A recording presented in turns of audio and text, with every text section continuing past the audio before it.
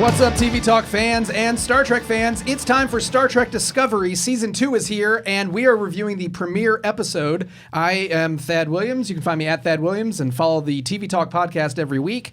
And I'm joined today with Dennis Zen, Perry Nemiroff, and John Roca. And we all watched Season 2, Episode 1 of Star Trek Discovery, titled Brother. Brother. Oh, brother. So, let's just get into it real quick. This is a spoiler-filled review. We're going to break down the entire episode. So if you haven't watched it yet, go to CBS All Access. You can now find that on Amazon Prime, the CBS app, Netflix if you're out of the U.S. Go watch the episode and then come back and we will break it down for you. So, Season 2 kicks off with a bang here at Star Trek Discovery. So, real quick, just go around. What were your initial thoughts of the episode? John, I'm going to start with you because I know you watched it twice. Yeah, I absolutely loved it. Absolutely loved it. It felt like old school Star Trek mixed with new school Star Trek, and I love that. It was so much. There was like the right kind of humor. There was a lot of fun. They were like, Lorca, that was a nice experiment. Let's move on. Pike is here, and a new Pike that has a little bit of the Bruce Greenwood, a little bit of the Jeffrey Hunter. I love that. So everything about this episode, it felt like they heard what a lot of fans were complaining about in the last season, made some adjustments, not so much to lose the faith of what they had laid down in the first season, but enough to let you know, like, we heard you. We're going to go back a little more old school Star Trek, a little more fun, but not lose the stakes. So overall, I thought it was great. And Spock, all that stuff. I thought it would irritate me as such a fan of the original series. Didn't bother me at all. I like that we've got like a new way to approach Spock. It was well done. Okay. All right. Perry, what do you think? Do you agree with John? I didn't do my homework as well as Mr. Roken. I didn't watch it twice. It's probably also important to point out that I think I'm the only one in the room who's kind of coming at this from a reverse perspective, where part of the reason why I'm into Star Trek at all is because we went to Star Trek Las Vegas when Discovery was first starting. So really, Discovery was my first time watching a Star Trek season all the way through, and I started to explore TNG and certain other seasons depending on what was being highlighted at Star Trek Las Vegas. So I can't really sit here and be like, oh, that Pike was not like my Pike. So I'm coming at it from a completely fresh perspective. And based on going from season 1 into this, I think it was a great start to season 2. I think it was a great balance of referencing what happened in the previous season, introducing us to some new characters. And I think Anson Mount is just so charismatic. Even when I don't agree with certain decisions he made, he does it with such this, like, an infectious energy that I was behind him the entire way. And Sonequa Martin Green is just shockingly good. It doesn't matter what's happening around her. It doesn't matter what she's doing on screen. The second she steps into frame, she has my full undivided attention. And I think not necessarily the secret weapon, but she is undoubtedly the MVP of this series, where she can have them do just about anything and make it work because her performances are so from the heart, convincing and full.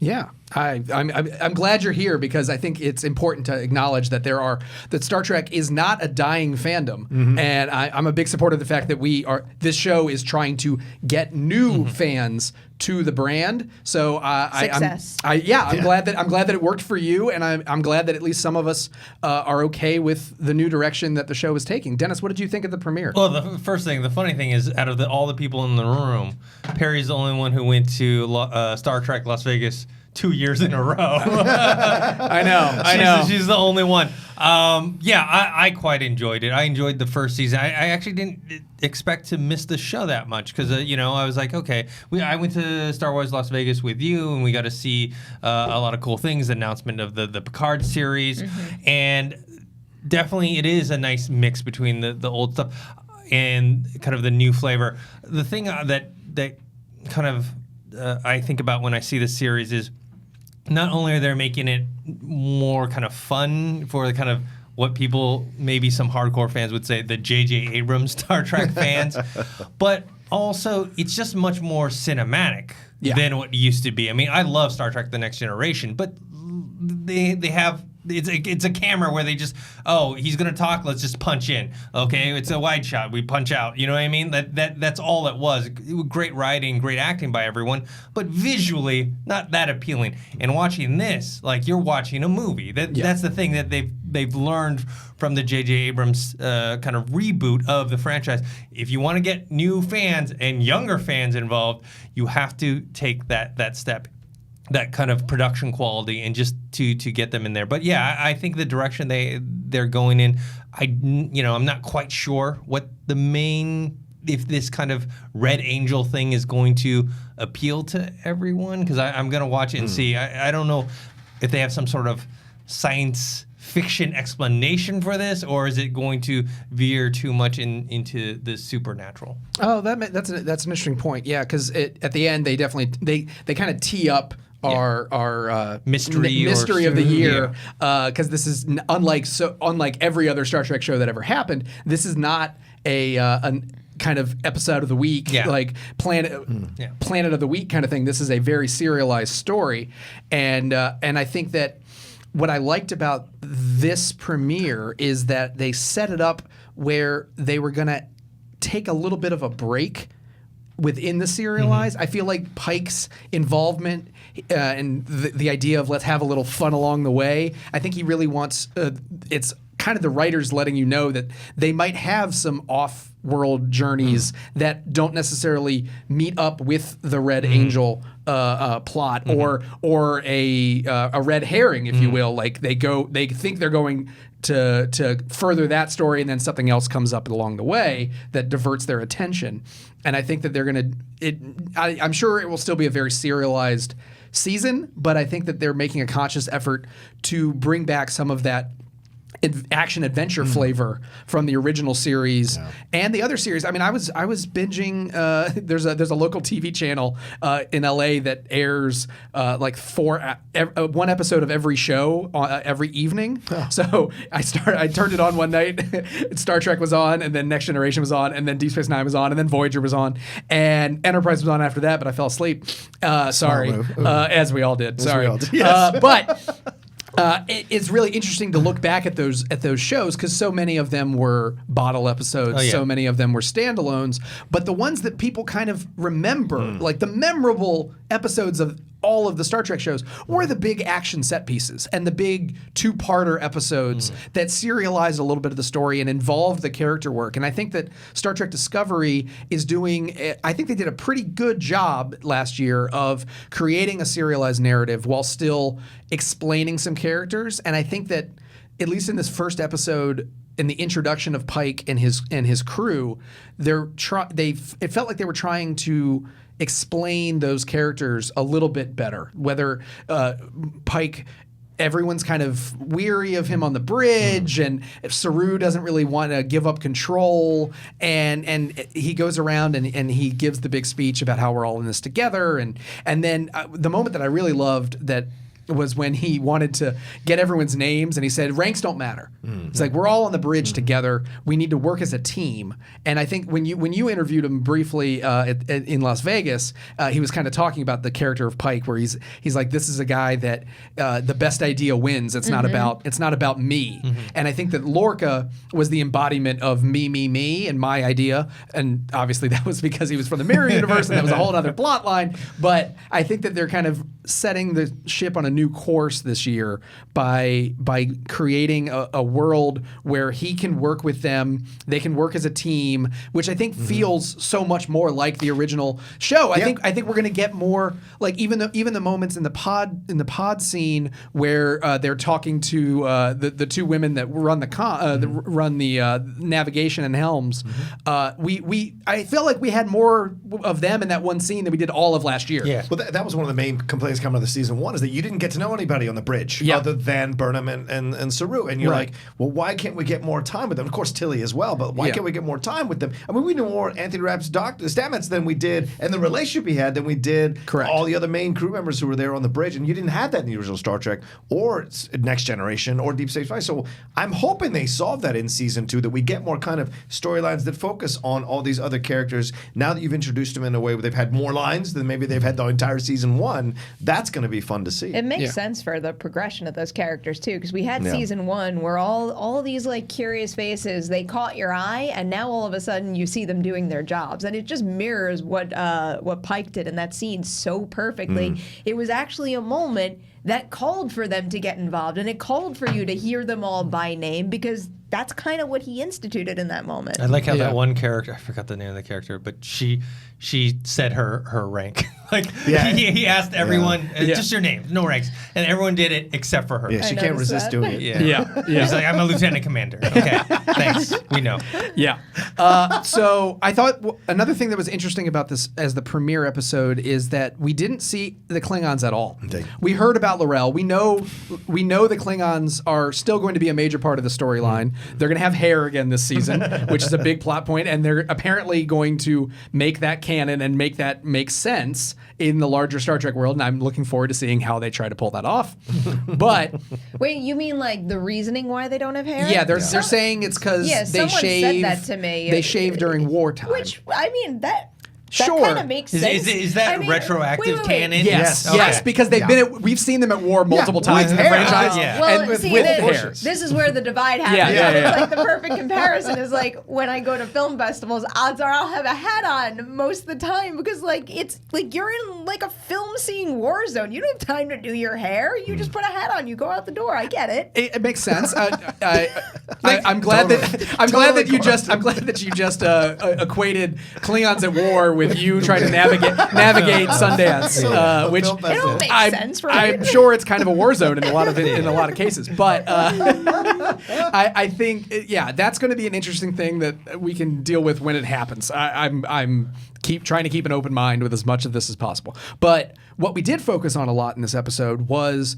Michael's past and her relationship with Sarek and Amanda and Spock, because we've yet to see adult Spock. We heard his voice at the end of the episode, but we haven't seen Ethan Peck in the flesh yet.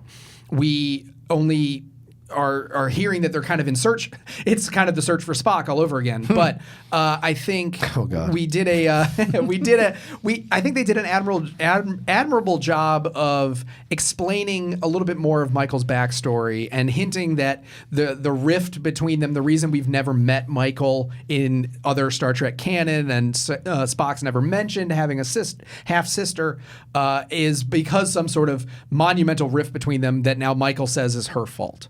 And I think that's a very interesting thing that they've brought to light. I was kind of expecting Michael to take the blame for it, so that wasn't necessarily a surprising line that she delivered. But I thought it was interesting, especially when we see them as children again, and how close her relationship is to Amanda. And then Sarek telling Michael as an adult that he hoped that her being in the family was going to give Spock a glimpse into humanity, which I thought was really interesting because he said something to the effect of he treated his mother Amanda with reverence, right? But he thought that having a sister would actually open up his heart, teach him empathy. Yeah. And I think that's a really interesting idea because when we first meet Sarek in Star Trek, the original series, Journey to Babel, we find out that he has parents and his dad's a diplomat, and they have this very awkward relationship, and the entire franchise, their entire life has always been two men at very opposite ends of the spectrum, and Spock trying to reach out once in a while, Sarek always kind of pushing him away a little bit. And I'm really curious to see this season if we get a little bit more of their dynamic as they try to find Spock and interact with him again. Because I don't know. What do you guys think of the scenes that Michael and Sarek were having together in Michael's quarters and in the flashbacks? Well, I mean, one thing I wanted to ask is I don't want to spoil anything, but watching the kind of trailer for the season, there's a shot in there that I could have sworn kind of spoils things. I don't know if you guys noticed. Well, I watched the trailer. Well, you may think it spoils, but we don't know. We don't know. And I don't think they'd show that if they were going to spoil a big Okay. moment. If it's in the trailer, it could have I been think it's fair game. Yeah. Which shot are you referring to? There's a shot that looks like Spock and Michael are kissing. Yeah. Which if you watch this episode, they're hinting. Was at, that? I thought that was. I thought that was Tyler. Yeah. Was it? I thought that was. I thought that was I thought that was. Tyler, I think too. that was. He's in I think the you blue. were. We only saw the beard, but I think that was Tyler. And there was a I think that was a voiceover talking about the past. Yeah. reuniting with Tyler because Tyler does show up again. He's part of Section 31 with Georgiou. Because they're kind of almost That would have been because they're almost hinting at that relationship in this episode. Yeah, I wouldn't be surprised if that's part of the rift. If there was some sort of advance where she was a little too emotional for Spock's liking. I wouldn't be surprised if that's part of the rift at all. But I think that was Tyler in the shot. Yeah. Okay. I think it's That felt like definitely Tyler. Yeah. But we did see some shots in the trailer of Spock looking like he was in some sort of Federation prison. Yeah. Where he's wearing like a white Federation jumpsuit. I think, and it looked like, and then he was fighting to get himself Vulcan. out. He did the Vulcan Yeah, back pinch. yeah. And so I don't know if because I think the officers he was fighting looked like they were in Federation uniforms too. Yeah. That's So the he whole might thing. be in some sort of like Federation mental institution or something. Yeah, I think he pinched his Burnham. So I don't know if that's her. It looked. I thought from the quick shot that it was him pinching her. Maybe. So that could be. That's Maybe. also part of the rift. I don't know. Yeah. It's possible. I don't know. But I think that's the thing we're going to focus on more than the Red Angel thing is just to be like, oh, give me something to. Sure. But it's definitely going to be Spock and It's a Burnham. MacGuffin. Yeah, it's a Yeah. MacGuffin exactly. And you cast Ethan Peck. That's the grandson of Gregory Peck. How mind blowing is that? Yeah. You put that You want to kind hear of. something even more mind-blowing? Sure. Do you know who my neighbor was in my dorm room my first year of college? Ethan Peck. What? Yeah. Wow. Yeah. That's so she awesome. lived with Spock for a little while. Freshman year of college. Oh, that's great. But you remember something like that, and you see all the great things he's gone on to do, and he had that 10 Things I Hate About You thing that didn't really pan out at Yeah. all, and it's nice to see him get a real big role with so much weight on his shoulders right now, and I'm looking forward to seeing him crush it. I was a little disappointed when we didn't get to see him do anything last night. I know. I had a feeling right around the midpoint when I saw how the episode was structured, Yeah. I knew we weren't going to see him, but I would have liked to. The way this is structured, though, this is how you do flashbacks. It was so well woven into the present day narrative that it all felt so seamless, and it was all building upon each other so well that it actually served every single character and never made you feel like you were being ripped out of the immediate mission and thrown into some sort of flashback that you can't quite process. So as long as they keep doing flashbacks like this, I think it's going to serve the characters well. Yeah, I would say I enjoyed these flashback scenes more than any of the flashback scenes I saw in season 1. Yes. And it's interesting, though, because it gives you a window into the relationships Eric has with Michael.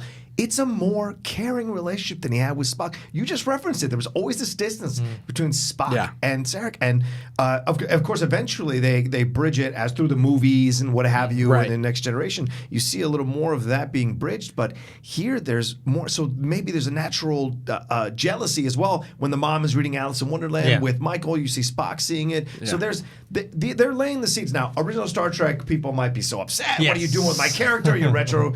But welcome to 2019. And Like, now- this is part of it. If you want it to keep going, you can't just keep paying lip service to what you've already seen before. You've got to expand the story. But as long as it works organically, like you talked about, Perry, the flashbacks work organically within the flow of the show and they feel correct. That's why I didn't walk away from this upset. And there were times last season where they referenced the original series or other characters. I was like, but this felt very natural. And I like that. Are they trying to tie this to the original timeline? Yes. Well, they mentioned the Enterprise, the 5-year Yeah. journey, Pike. versus saying this is like that alternate JJ. No, Abrams so timeline. they're making a conscious effort this season, and they even they were laying the groundwork at conventions leading up to season 1, where they were saying, wait till season 2, and we are going to correct the canon. Okay. Like, we are going to make sense of all of the kind of narrative mistakes that they made in season 1. In terms of the larger canon, I think they kind of wrote a lot of them off as the mirror universe playing tricks on us, but which was kind of a cop out after the fact. I think that this season they're going to make a lot more sense of the larger story at play.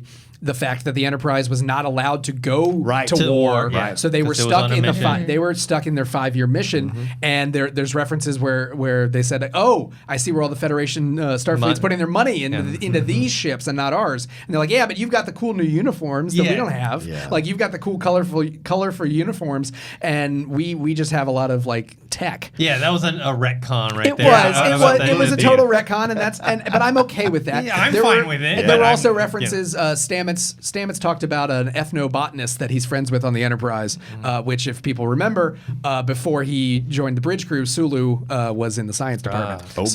And has a affinity for botany. So that could be Sulu that they're referencing. And I think there's going to be a lot more. We're going to see number 1 played by Rebecca Romaine later on in the season.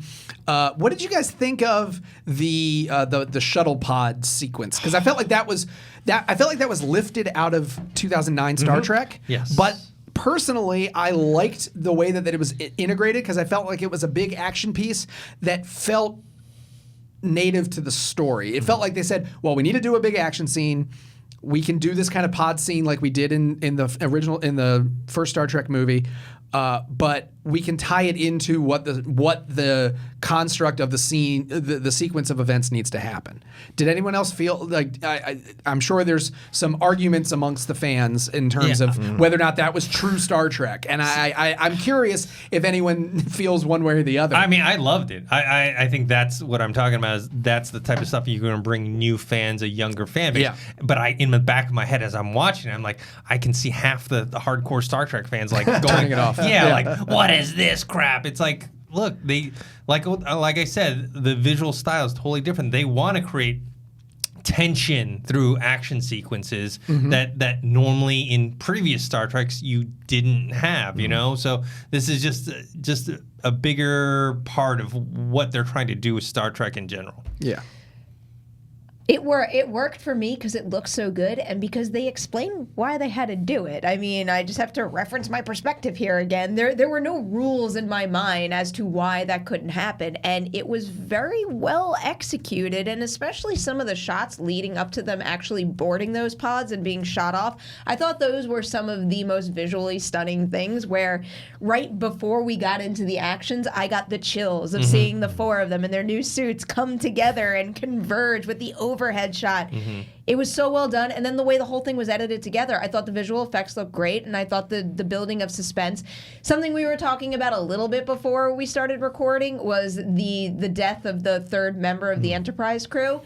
Admittedly, it did cross my mind when he was just blown away and is never referenced again. Okay. It crossed my mind, but then eventually I forgot about it when I got wrapped up in something else. But it felt a little strange for a minute to me. Well, all they were doing was playing with the whole Star Trek, cliche of the red shirt dying. So they put that one girl in the red shirt, right? Of course, to say, okay, usually this is the person that dies, and then they kill off the annoying guy. And I believe they did the exact same thing in 2009 Star Trek. But he's wearing a red shirt under his thing. Is he? So that's still a little bit of I didn't catch that. Yeah, it's just okay, 2-time watcher. You just see a hint of it. No, that's that's clever. Yeah, it's still brilliant. But I will say this, Perry, you're the one they want. You're the one they want. Right. They don't want the curmudgeonly old guys who've been watching it for days. They want the new viewers to come in, and a sequence like this is how you keep them interested. It's intelligent, it's smart, it's well done, it's visually incredible to watch, and also you have great banter between the 4 people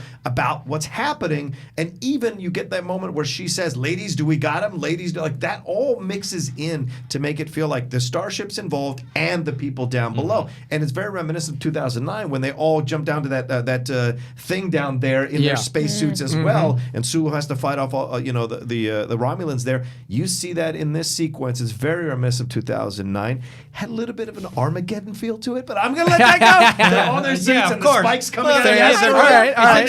It's an asteroid. It's on an asteroid, right? That's fair. It's an asteroid. And you see the fissures popping out like, oh, interesting. But overall, I loved it. As a hardcore Star Trek fan, growing up watching the original series, like as a kid, to me, seeing something like that is a great way to take Star Trek into the new generation. And we have to let that go. It's not going to look like 1960s or 50s. It's not. So we have to be okay with the changes and the jokes and the asides, like, oh, let's see where the money is. That all works. It's a subtle thing, and you move on. Yeah, I feel like I felt like they struck a very good balance, better than in season 1.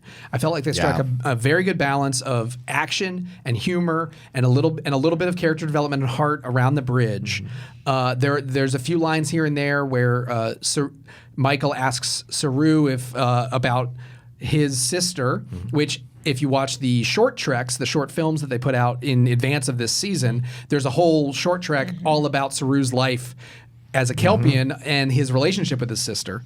And there's also one about Tilly working in as she's doing the command training program. So those are we talked about this earlier yesterday. Those are little asides that feel like in my mind, they feel like those bottle episodes that used to get in The Next Generation, where you'd learn a lot more about Data, or you'd learn a lot more about the Klingons, and it's harder to do that in the confines of a serialized season. So to have those little standalones, you don't have to watch it to get what's happening on the show, but if you do, it just kind of paints a little bit clearer picture on this, fills in some gaps in the backstory, which I think is the entire reasoning that they ever did them on the original show, and I think it makes sense that they would pepper those in here and there.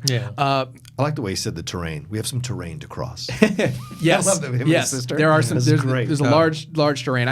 Doug Jones, as always, is doing some great work, and I appreciated his interplay with Pike, and Pike's kind of quizzical looks towards him, but just kind of rolling with it all. It's like, yeah, you do you, and then he gives him the con later, and lets him tells Michael that they're going to have like a co-parenting, joint custody situation. And then in the pod scene, they land on the asteroid, and then we meet Tig Notaro as a guest star as Commander Reno, who's on this medical ship and isn't a medical officer. She's an engineer, but she figures out how to save as many crew members as possible while she's stranded. And I'm assuming that Tig is going to make additional appearances on the show. I thought she was a wonderful breath of fresh air. God, yes. I thought she I really loved her delivery of everything. She brought a little bit of humor, as you do as a comedian and a comic actress, but I feel like she was totally believable in the world as a Starfleet officer and as one of those kind of engineer types that doesn't really take anything from anybody. She just kind of speaks her mind, which I think Stamets is a little bit more reserved in that respect. And so I think if she makes further appearances, especially now that we know that Stamets is trying to leave the ship. No. He's not. I know. Spoiler alert: he's not going to. I know. Wilson Cruz is a full-time cast member, and he's going to come back from the dead because he's stuck in the Sporeverse, and he's going to figure something. Tilly's going to use the rock that she gravity pulled in to restart the Spore. Rock, the rock was what what Michael Burnham had. Just a small little piece of asteroid is all she was looking for, right?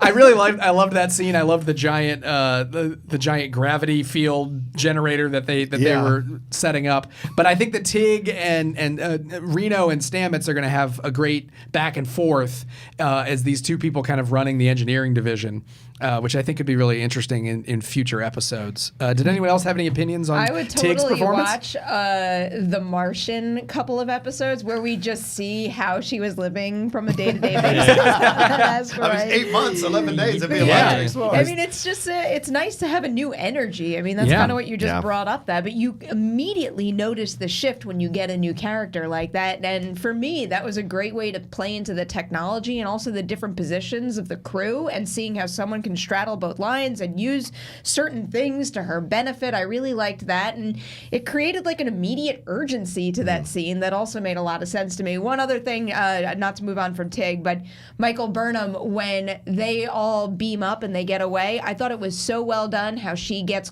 locked out in a way that it didn't feel like it was a device to add a little extra tension for the last bit of that action scene. It made a lot of sense, and her performance after that explosion happens and that rock is in her leg. Yeah. If you want just like one teeny tiny window into how good Sonequa Martin Green is, look at the pain on her face in that moment. It ripped my heart out. The guttural yell was incredible. You rarely see that. Yeah. And because that's what you would really want to do in that moment. You also rarely see it where it doesn't feel melodramatic and cheesy. Yeah. Right. She did a great job with it. So well. And it wasn't an expletive. Like last season, I feel like they would have had her scream the F-bomb to remind people. There was an oh shit. No, there was a bitch. Oh, I didn't hear that one. I forget in what context Tig says it, Yeah. and I forget in what context it was used in the sentence, but I know they said the B word. Well, there you go. And I feel like the only reason that triggered anything in my brain is just because of the conversation about it before. Because again, as a newcomer, nothing like that would ever catch me off guard. Right. But and this makes a great point here because you mentioned, in the last season they do it this way. The fact that it was organic, you didn't even catch it, tells you they're doing it right, and in the flow naturally in a conversation where it would come up. The Tig Notaro thing is very reminiscent, and I know we already had Harry Mudd last season with Rainn Wilson, but I think this version of a character popping in with this kind of humor, this kind of straight talk, this is very reminiscent of the original series. I didn't like the Harry Mudd Rainn episodes that much. Yeah. I felt they were trying to force that in there. This very natural and takes a stand up, stepping in, doing good acting work. Yeah. You can count them on maybe two hands the amount of times you've seen that. She was so natural, and it also lets you know once again this is the vibe we're going for. The seriousness is all around us, but we're still going to make jokes because you know what? As human beings, we will do anything to lighten up a very heavy situation just to exist. And if anyone had to do that, it was her. Was what she had gone through for, what was it, 10 months? Right, 8 months, right? And 8 months? Said The Martian, no, it's probably 10 months, 11 days, but you said The Martian, that's the same. That's like he was in The Martian, Tig is doing that here. And I love when they were like, but you're an engineer. She's like, it's all the same thing. Yeah. And I can read. I read a lot, and I loved when they. The shock on her face when they told her the war was over. Yeah, that was great. We're like acting. because she had the tripwires set up, which we saw started exploding as Sonequa Martin Green as Michael's running out, and she just screams to turn on her helmet because she's like, oh no, because everything's blowing up behind her. But she's still at war as far as she can tell, and so when they let her know that the war's over and that the Klingons did an armistice. Like there's peace. Yeah. She was shocked, shocked to the point where I thought she was going to pull a phaser on them, thinking that they were double agents or something. Like it was a perfect example of really good acting on her part to convey what a Starfleet officer who's been marooned for almost a year would think if they were left in the middle of a war and then suddenly said, "Oh yeah, we're fine." The guys who drink blood wine. Yeah, exactly. So, and then real quick, when we were talking about the bridge crew, one of the reviews I was reading pointed this out. I didn't catch this, but I think emblematic of learning more about the bridge crew is that the actress that played Commander Arium, the robot. Is actually, they recast that actress. So the woman that played the robot all last year is now out of makeup playing another character who was seen in the. She popped up in the background of the rock gravity scene, and a different actress is now playing the robot. So I don't know if that means that the robot's going to get more to do and they wanted a more seasoned actress to play the robot, or if they really liked the actress that was playing the robot and they said, we're going to give you more work as or a combination of the two. Who knows? Interesting. But they did some switches behind the scenes and she's still on the crew. She's just playing a different character. So I think but that kind of switch is very emblematic of them trying to do what they can to highlight all the different crew members that are seen on the bridge, because we saw so little of them last season. It was almost criminal how little that we saw. And then when Pike's back in his ready room and he's like, we got to redress this. Like I need a place to sit and talk to people. Like I don't really understand this. And then he finds the old fortune cookie, which had the line about the cage. Which is a nice reference. It was a good reference to the original pilot without being too over the head. It's not like we didn't have a random Orion slave girl, which we saw last year. We saw last year, but and we still might see more of them throughout. Well, and not every loss is eternal is a nice reference. What we saw later on in the scenes coming up in season 2. Right. Everyone, Georgiou's coming back. Everybody's coming back in some form. I'm sure Lorca at the fortune cookie reference. I'm sure Prime or Mirror Lorca is going to show up, and Mirror Lorca is gone. Oh right, Mirror Lorca. I'm sorry, but Prime Lorca is still out there. Yeah. Yes. So yeah, I mean, I does anyone have any idea about where we're gonna go in season 2? We've seen the previews. We know that there's the Red Angel, and there's not 4 lights now. There's 6 or 7. 7, yeah, over 30,000 light There years. are 7 lights. But I kind of agree with you that I think that might be a little bit more of a MacGuffin, and that the real arc of season 2 is going to be about the search for Spock and bringing him back to Starfleet. I don't know. How many episodes is this season? I believe Last season was 15. Yeah, and I think this year is about the same, give or take one. I'm not sure if they gave them 16 or 13. Yeah. I'm forgetting right now what the order is, but and I don't know if that's if the extra episodes are because they're going to do a 2-part finale. Maybe they've done that in the past. IMDb has 14 listed right now, okay. but the 14th episode could be a double episode. I'm not. Who knows? Yeah. And this one was over an hour, so Yeah. they start venturing out a little further, understanding that people are going to stick around, Right. You know, and you can skip all those commercials and everything like that. Yeah, I like Well, it. and also you can tell, like, so when they did the first season, right? You know, there was all that kind of drama with Brian Fuller and the budget and what they were going to do with it because they were unsure. Then they found out it was a hit. You can tell they put much more money into this season. They're like, oh, people are willing to pay for this. All right. So they put it in, and obviously this is the premiere of the season. So not every episode is going to have this much budget to work with, but you know it was a great start. Yeah. Nor should it, because what is the hallmark of Star Trek is not the special effects. No. It's the human interactions and that we connect to and the characters. Yeah. So having all that is great, but then the smaller episodes are going to be fun as a balance. Well, as Yeah, and I think that's kind of where they lost their way a little bit last year. Yeah. Was I think they were trying to one up themselves every week with this big overarching war story, and then the mirror universe and everything else that came. And Klingon sex. Yeah. The Klingon boobs and all that stuff. Okay. It happened. And that's why, like, when I turned on the episode, I saw the TVMA badge, and I was like, oh, yeah, are they going to do something ridiculous? That scene that's why I was really burned glad. in my brain for the rest of my life. Like, I don't think I'll ever be able to. You're not the unsee only that. one. Yeah, it was. Yeah, I think my internet connection wasn't great during that one, so it was kind of a blur, and then it moved past, and I didn't really worry about it. Do you think we're done with Tyler torture scenes as well? I hope so. Flashbacks? Yeah, I hope so. I would like to be done with all of that. I think so. I think when Tyler and Giorgio show up, they're going to be part of Section 31. We know that Section 31 is going to be a spin-off series that they're working on right now with Michelle Yeoh at the helm. So I think they're going to just focus on that and focus on Tyler's redemption. Yeah. Now that because the Klingon side of him has been excised, so I think that, or at least that's what L'Oreal told us. So I think it's going to be more about him trying to figure out who he is and where he has a place in the galaxy. So I'm hoping that we won't see as many like crazy torture sequences. One last for Perry. Oh, I'm nervous. I want to ask a question. No, I want to ask you a question. Just a real quick question. I don't know if you have it on your list, but like, I would be okay if they moved Stamets off and moved on Notaro. I really would. No. I know you reacted strongly, which is why I'm bringing it up, because No. I always feel like Anthony is kind of out of step with everyone else in terms of his performance and what he's doing. And of course, he's doing direction. He's doing the lines are there.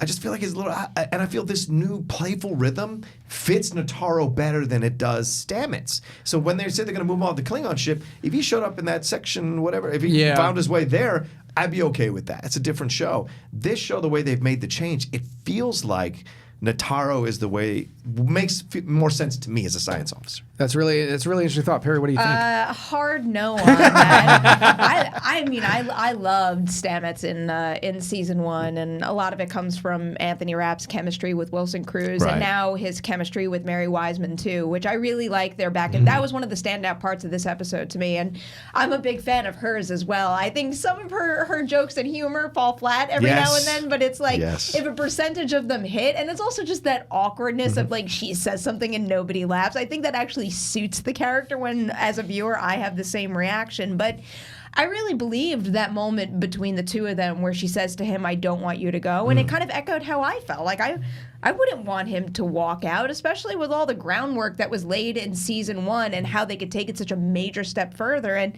yeah, I'm rooting for Wilson Cruz to come back. Obviously, I know he's going to, but we obviously can't have Stamets leave because it would put a major stop to all that. And as far as, I think it's almost more of like a cadence with how the two of them talk and how drastically different it is. But with the humor and everything, I feel like we need Stamets in because he's so drastically different from everybody else that's already on there, where like his sense of humor and his insistence of, I guess, putting a stop to certain things stands out from any other character that's part of that crew, where I feel like if he was removed, it would feel like there was a major missing piece. And I don't see why we can't have some sort of scenario where they're both there and they're both present. I wonder, do you think Notaro would step in that spot just as well and stop them from, because she was very chill with the cap. She's very, I think told that the cap this what is was just my like a production casting brain kicking in is the fact that I know she's not, so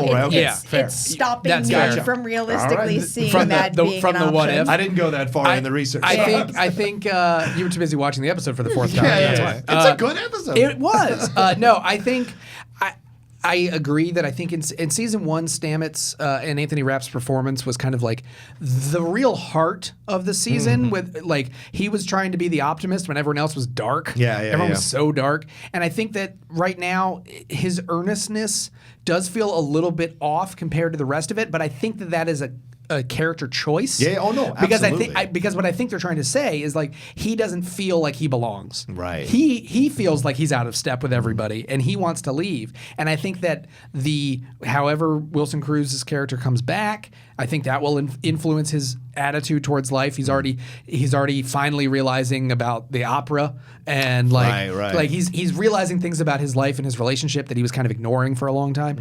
And I think that a character like Reno with Tig Notaro's character, I think will kind of invigorate him a little bit more, and she might kind of kick him in the pants to where he kind of changes his attitude a little bit. Yeah, maybe. And I'm curious to see if his attitude and his relationship to the crew and the ship evolves throughout the year now because he was literally plugged into the ship. Like he was as close to he was as one with the ship as you could be. So I think that now that's taken away. I think he has to reevaluate everything and his entire being.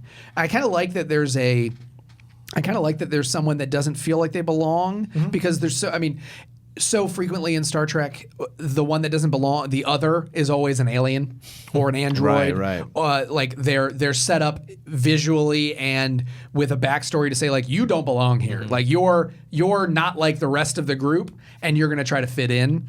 And I think he feels like everyone's like, you should be part of the group. Like you look like all of us. You're one of us. You're a Starfleet officer. You're a human. It makes sense. Like, why don't you act like the rest of us? And I think he definitely feels a little bit out of place personally. And I think that part of his journey is going to have to be figuring out if he can change. So I'm curious. He's one of my favorite characters from season 1, and I like what Anthony Rapp's doing with his character. I don't particularly agree with what they did plot wise with his character last season. Like they turned him into basically a device, right? Instead of a character at some point. Now that that's out of the way, I think that makes it clear for him to go further. And I think bringing Tig back once in a while and just kind of the back and forth that they potentially could have, I could see her annoying the hell out of him. Exactly. And I'm looking forward to something like that kind of relationship. Yeah, especially as Tilly grows in her journey to become part of the command program. And I agree. I love Tilly. I think Tilly is a divisive character, but I appreciated Stamets today saying like, speak less. Yeah. Like you don't have to say everything that's coming out of your mouth, but I appreciate that she's so excited and bubbly and wants to be part of everything that she just kind of like throws herself in, and she says jokes that don't land sometimes, and I think part of that is on purpose, and I think I think some of that was they thought that some of the jokes were working a little bit better than they were. But I felt, especially when I watched the little backstory episode that she did for Short Treks, I think that there's a lot of Tilly to unpack, and I think that especially her as a character, she wants the command track, but she's also seen what could be with her mirror universe other self, Tilly. The bloodlust captain. So she knows that there's a captain in her. Yeah. But she also knows that she has to change. She can't become ruthless, and she can't hurt people to gain traction in her career. So I think it's going to be interesting to watch her try to move ahead without stepping on anyone's toes, because she doesn't want to. She doesn't want to become the person that she knows, because everyone in the mirror universe is like a little bit of themselves, and they're like, it could be you kind of thing. So I think she knows that there's a little bit of that in her, and she doesn't want to go anywhere near that, but she still wants the responsibility and you could say the glory of becoming commander. So I think that will be a very interesting thing, a dynamic for her as she grows in her relationship with Michael throughout the season. I'm curious to see it. I'm nervous to see her tap into that, because one of the most beautiful things in this, and why I gravitate towards that character more so than some of the others, is basically what Stamets says to her. Is like, you're going to be a great leader because it all comes from a place of good, and there is obviously no doubt they're teeing it up so it tests that for her soon. But I feel like nowadays in particular, when I find a character as pure and kind as her, I will instantly want to see more of her. Is that because you see yourself, or that you want, or that you want to see yourself in that person? I don't know. Do you guys know? Do you guys know all the evil things I'm doing? I was going to say, I think you're more Maybe of the not. Killy Tilly side, personally. But Killy Perry.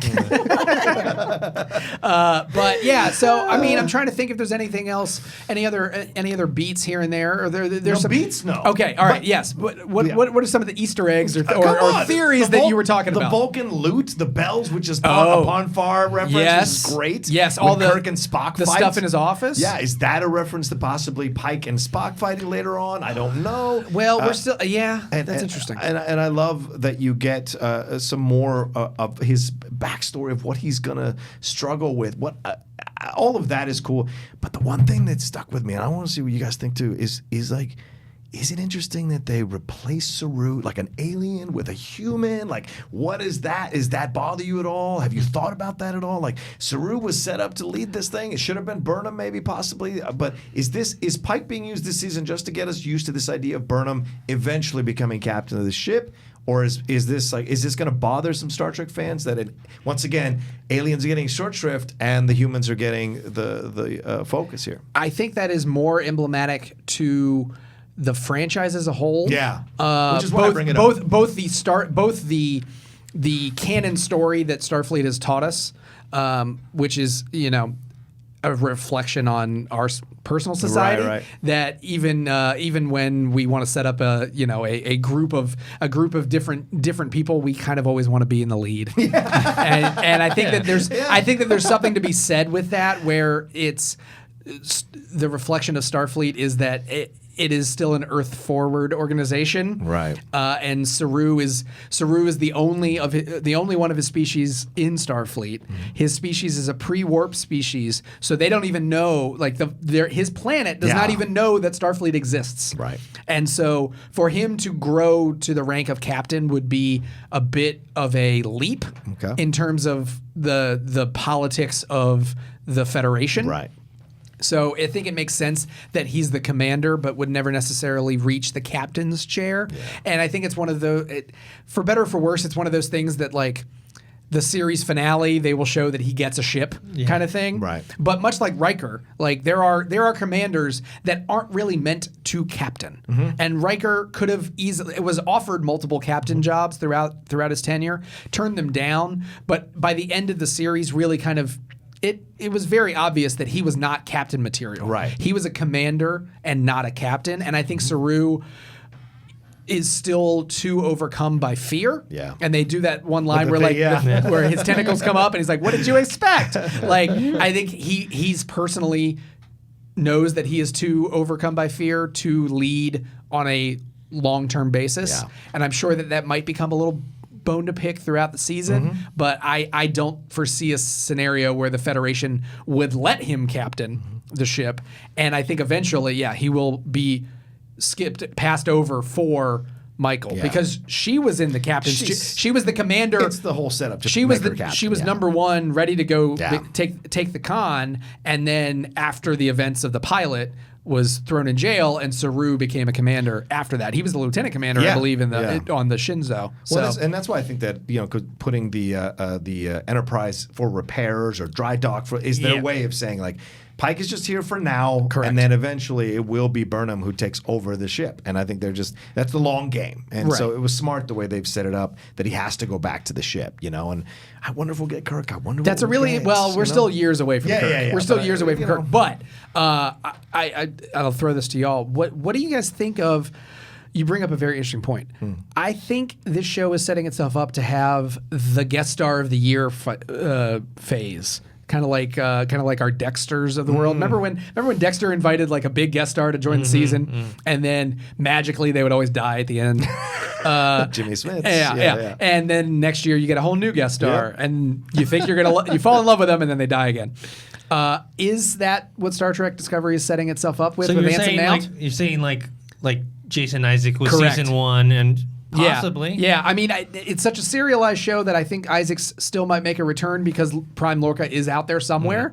But I feel like with the Enterprise out for repairs, at the end of season 2, Anson Pike is going to go back to his ship, and the Enterprise is going to zip away to continue their 5-year mission, and they'll say like, oh, we have a call from Talos 4, and then it sets it up that he's going to go to the cage, and and we're never going to see Pike again because he's going to get stuck in a wheelchair. But so I wonder.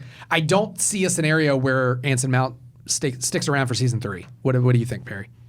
I'm not ready to say that. I understand where the thought is coming from, but it's also, I don't know how much they've planned out either. I mean, it feels like a lot of what we're getting in season 2 is, I'm sure they had thought about some sort of story trajectory for the show beyond season 1. But a lot of what we're seeing right now suggests to me that they're listening to viewer response, which also suggests to me that some of the plan going forward is a little fluid. So I understand why you might be thinking this, but at the same time, I think it is also largely dependent on the reaction to this particular season. If we walk away from it and Anson Mount is like the shining star, I could see how they could stretch out his storyline here, even if their original intention was to have him go away again at the end of season 2. That's a very interesting point. I don't know. Are they still in production, or have they wrapped the whole season at this point? Because I remember when season 1 debuted, they were still filming. I feel like right around. Were they wrapped in Vegas, or were they still filming? Oh no, they were. I believe they were filming in Vegas. I'm thinking back to New York Comic Con, and that's when I think they might have been nearing the end. Okay. But I would definitely have to look this up to say that accurately or not. As long as they don't pull a Walking Dead where they just stretch out the character just to, you know what I mean? Yeah, they keep keep him him around just to keep him several out. times in The Walking Dead, where even if fans were like, "Is this storyline going to wrap up or what?" But if there's a reason why Captain Pike is still around and it makes sense and people are still into it, then sure. It's also because we have these new series now that they're announcing. True. There's lots of especially spin-offs. the one with Michelle Yeoh. I wonder how the decision to greenlight and get the go-ahead for that one will affect, Discovery on its own. I feel like her episode or episodes, her arc in this season were very much a backdoor pilot. Just judging from the clips that they've shown in the trailers, where I think that they brought her back and then very quickly said, we should do more with her. That's Michelle Yeoh, in case you forgot. She's a really, really good actress. We should probably do more with her. So I think that it's possible that Pike shows up. Maybe the season ends with him saying see you around, kid, and he zips away, and then they might they might show up again next year.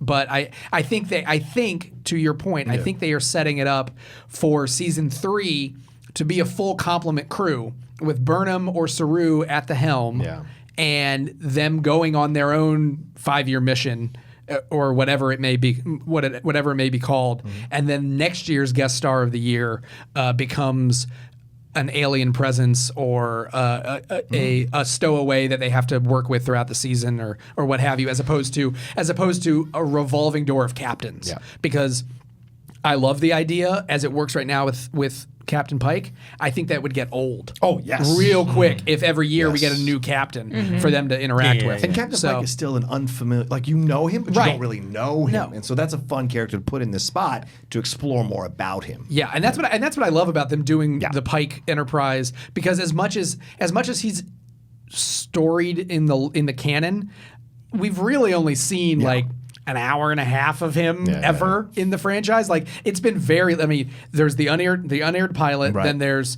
the menagerie, Which they mixed into the menagerie. which they cut the pilot into the 2-part episode, Which is what you remember, like the 2 parts of those things. Correct. You referenced earlier. Yeah. Exactly. Yeah. Those are the memorable episodes. And then Bruce Greenwood. Fun fact: that episode was broken around like that because of a writer strike or an impending writer strike. Makes sense. That they had to reuse some footage. But I think there's a lot of opportunity here for some really fun adventures for them to go on while still heading in this big journey for the Red Angel and Spock and everything. Because I really would. I think that if they're trying to appease the old fans and keep the new fans engaged, I think one or two beam downs to a random planet to solve a squabble would really serve them a lot in the long run. And I think that they could do it while still servicing the overarching story. Last year they tried a few one-off episodes, and I didn't think they worked as well because the story was so heavy and so heavily ingrained in every single word and action that they were trying to do, because they're like, hey, we are in the biggest war of all time. And then to try to do a lighthearted episode was kind of out of left field. Well, this was a good example of a balance. Yes. Like when you think about it, it's like they had one specific mission that left you in a satisfied place in the end, but it was also well connected to what I think the overall season arc is going to be. Right. How many episodes before we get Spock? 4. 4? 3 or 4. Like before Spock and Michael are face to face? Yeah, I think maybe 3 or 4, because you have to have the next episode be, I think, a little more, because we've got Spock introduced, so now everyone's excited for it. Now chill out a little bit, do something else, a little more Pike, and then boom, maybe I think Spock. we're going to see Spock next next episode, episode? but Okay. not with Michael. Right. In the prison All or right. something. Yeah. All right. That's what I was with my. Okay, that's possible. Yeah. I was going to say the next episode too, because the preview that you watch after, it's got a good deal of Spock in it. I just have a feeling they're not going to hold him back. If anything, though, I think maybe the hiding factor could be at the very end of episode 2. I thought we get some sort of which I thought moment with this him that episode teases was it. going to be. Yeah. Ooh, just thought of something. What if Spock is locked up in a Section 31 prison? Oh. And that's how, so Michelle Yeoh, like they have to go find Michelle Yeoh and Georgiou's team because they realize that they have Spock or they have eyes on Spock. That would make a lot of sense. I don't know. Just a thought. Here's Just Alex, a thought. Alex Kurtzman is shooting you right now. It's It's just a theory. I have no idea what's happening. I will have to give a shout out to Alex Kurtzman. I thought he did a really good job directing the pilot, Yes. this premiere episode. I liked the widescreen format that he's in, that we've got going here. I thought it was visually very engaging. Like you said, the effects were some of the best that we've seen in the series, and I hope that they can stick with it. I'm assuming that we're going to have a lot more ship bottle episodes to kind of offset the budgetary concerns of a big one like this. But I'm hoping that they can find a balance and, throughout the 14 episodes, really deliver a stellar series for all of us to enjoy. Any final thoughts before we wrap this up? No, just looking forward to the second episode, and didn't expect to like this series so much. But And so now you're gonna get stuck buying CBS All Access for a little while. Exactly. Until Star Trek's over, and then I was gonna get it anyway once the Picard series launched. But that's far down the line. Twilight Zone's coming up soon. Jordan Peele's Twilight Zone. I think that might be worth a purchase. Yeah. So, are you excited, Perry? A little bit. Yeah? I'm a little bit excited. Okay, Yeah. good. We were talking about it earlier, just getting the 7-day trial for CBS All Access, but obviously that's going to have to change now. Yeah. My trial will expire in a day or two. We all did it. Yeah. Well, I mean, you sign up and it says like free trial right now, like start now. So I'm like, all right, I'm going to start now. Well, So- I signed up at the start of the NFL season, so this just kind of worked in because you get a lot of extra stuff, Extra on games. CBS All Access. You get extra, and also footage and interviews and things of that nature. That's fun to explore. I So didn't even there's a think lot. about that other reason for me to get CBS All Access, which is now going away anyway. But, eventually football will come back. Fantasy. This one's hooked. I mean, It's a problem. it is a problem. She's like, Josh, help me set my lineup against Roca for God's I sake. know I did yesterday. saw it. Did you I see saw the it. swap I made? No, yeah, I did. It was a good swap. The thing I would say, the last thing I would say is I love everything that happened. I hope they keep this vibe going through the whole season. It'd be a lot of fun for us old school Star Trek fans that were powered through season 1, but we're hoping it would find its rhythm. It really did in this episode. And I would love to see Pike and Spock in some moment playing 3D chess in a nice reference to, which was there. I loved that he had the chessboard Yeah, I in wanna his see them childhood at room. some Like point he down has the road. no other other games. There's nothing else in that room except a few Vulcan objects on the wall. But he does have his chessboard because he's been playing it since a kid and he's damn good at it. That's right. Well, that wraps up our review of the premiere episode of season 2 of Star Trek Discovery. Make sure to watch TV Talk every Friday on the Collider TV Talk feed. You can find that on Apple Podcasts, Spotify, Stitcher, podcast1.com.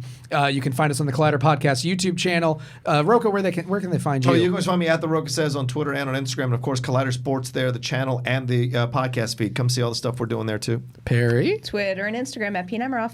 Dennis? You can find me on Twitter at ThinkHero, Instagram Dennis.tzng, and then a bunch of Collider stuff here. All right. Well, let us know what you think in the comment section below if you want us to do more reviews of subsequent episodes. And let us know what your thoughts are on Discovery. Until next time, live long and prosper.